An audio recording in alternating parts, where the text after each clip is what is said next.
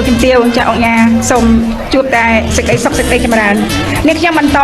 ចាទូគូទី14ដែលចិត្តចាប់យោងកងព័ន្ធទី2នេះហើយនេះខ្ញុំសូមអធិស្ឋានឲ្យអធិស្ឋានទៀតនៅពេលដែលនាងខ្ញុំមើលឃើញថាការ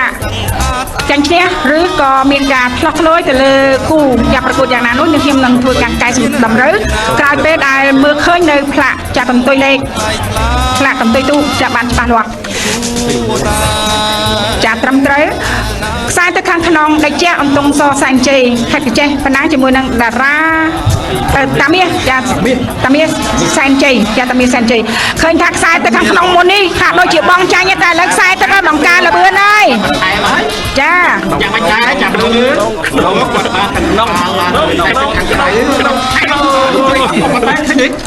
តាមគួរឲ្យជឿព័ន្ធទី2ហើយដែរដែលខ្សែទឹកខាងក្រៅមានឈ្មោះថា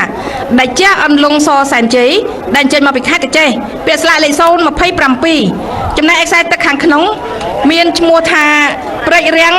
ច័ន្ទហេងតេជោសែនជ័យពាក្យស្លាកលេខ029ដែលចេញមកពីខេត្តកំពង់ឆ្នាំងកាលពីជើងទី1ខ្សែទឹកខា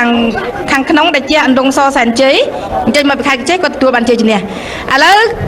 ជើងទី2ក៏គាត់ទទួលបានជ័យជំនះទៀតដែរ027